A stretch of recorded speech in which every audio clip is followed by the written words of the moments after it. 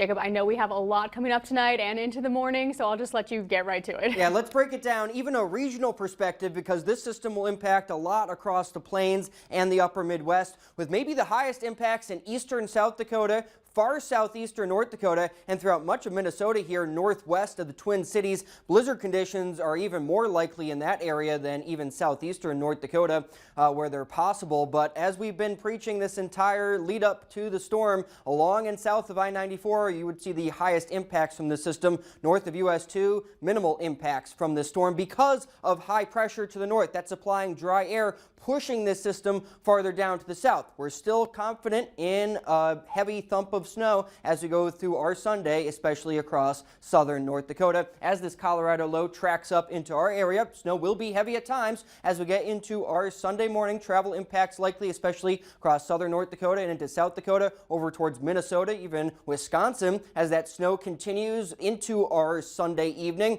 Travel impacts likely into Monday as well, even though the accumulating snow will be done with the system moving down towards the south and east. We will have blowing snow, so wind gusts will still remain elevated over 40 miles per hour in south central and eastern North Dakota into our Monday. So that snow that's on the ground, the fresh snow, will be blowing around, leading to reduced visibility and some travel troubles on Monday, especially in eastern locations, before the storm clears out towards the east and that wind diminishes. Closer inspection here, hour by hour. The band of light snow that we've seen throughout the day today, that will become a lot more expansive light to moderate snow by 6 a.m. tomorrow morning. Heavier bands in South Dakota will gradually move up into our area after sunrise. 10 a.m. snapshot. Light to moderate snow across much of the area north of the interstate. Some heavier pockets here entering southwestern North Dakota. You can kind of pinpoint those out with the darker blues here by 2 p.m. on Sunday. Snow for much of the first warn viewing area.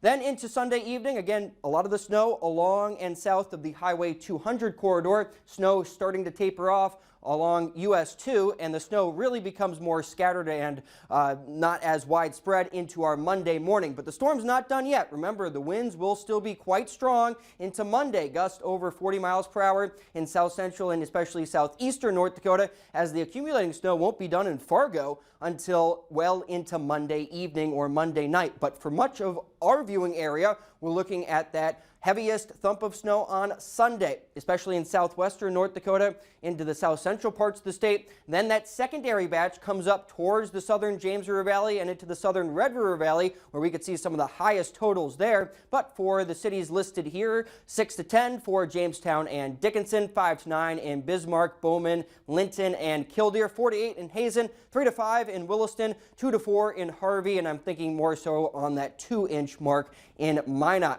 The blowing snow, though, will result in hazardous travel as we go through our Sunday. Winds by the morning hours already over 30 miles per hour region-wide. Those 30 to 45 mile per hour gusts continue throughout our Sunday evening. But then the focus of the strongest winds will really be in south central and eastern North Dakota on Monday. We can see those gusts over 30 miles per hour in Bismarck, over 40 miles per hour in Jamestown, with the winds not really diminishing until we get into Tuesday. So it'll be quite a prolonged high wind event from this system into Monday, even though the snow will be tapering off. A lot more sunshine midweek despite sub-zero lows Tuesday night, but some recovery in our temperatures by next weekend.